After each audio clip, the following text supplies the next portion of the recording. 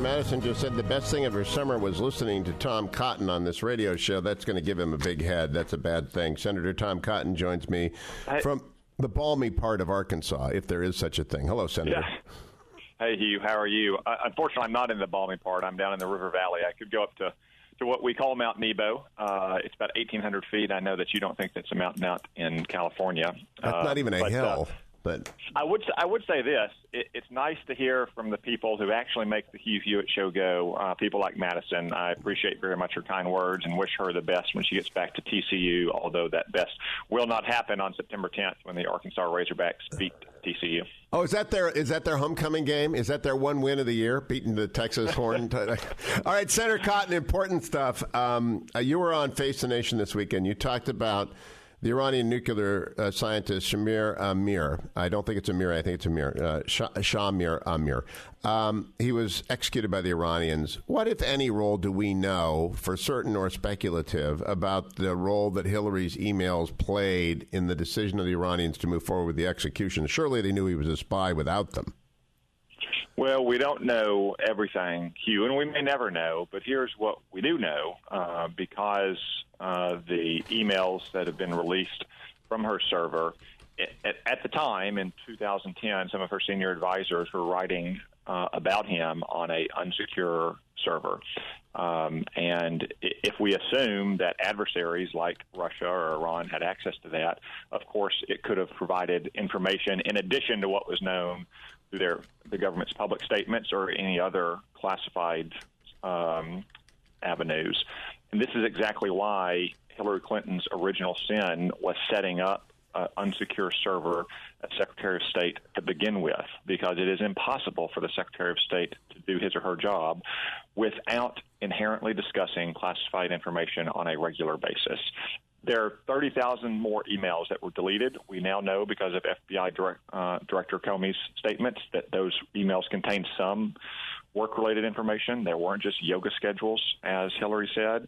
We have no idea how much more sensitive classified information was contained on that server, how it might have been compromised, and what kind of danger that could have posed to the United States and those helping us around the world. So I want to stress to people listening, and you're not giving away, you never do, any information you learned from being on the member of the Senate Intelligence Committee, is that if the Iranians are monitoring our server in real time, and we suspect that they were, and Mike Morrell on this program confirmed that hostile agencies certainly did have access to our unsecure server, and the Iranians are among the top 3 or 4 hostile agencies in the world. No security at all. They would see email traffic discussing this individual as our friend. That might not change the fact they already knew that he was a spy, because he announced as much. And when he came back, he was coming back as a spy. But they may have been alerted to his vulnerabilities. They may have used that as evidence. We just don't know. And it's not exculpatory for people to say he would have been killed anyway. Yeah, I mean, Hugh, you're a fan of Danny Silva novels. So am I. You can read nonfiction accounts of intelligence work like The $1 Billion Spy. Some of the biggest cases in intelligence history have been broken with the smallest details that might seem even innocuous or seem repetitive or simply confirmatory.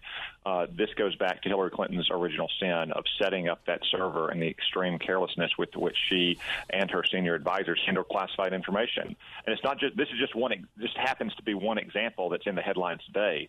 We still have no idea all the other information that might have been on that server, that might have been compromised, and that might have threatened the United States and our friends around the world.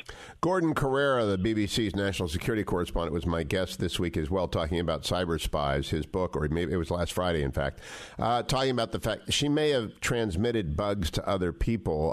Electronic cyber espionage is a lot like an STD. You might not even know that you've got it once you've got it. And they haven't been able to trace this because of her reckless destruction of her server. I just keep coming back to this. I do not understand Director Comey's non-indictment, but I do understand the perjury referral, because he confirmed the perjury in testimony to Trey Gowdy.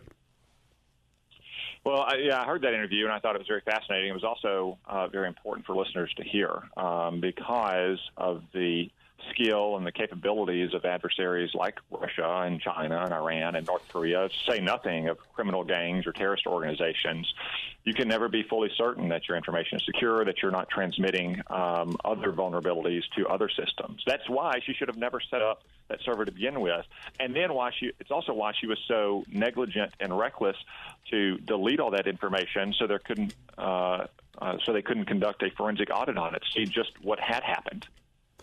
In terms of going forward now, the perjury referrals made, there's not going to be a disposition of that before this election. How ought a voter to assess Hillary's conduct vis-a-vis her server as a factor in this election?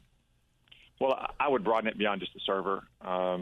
Hugh, the server is just the latest example of Hillary Clinton's deceitfulness.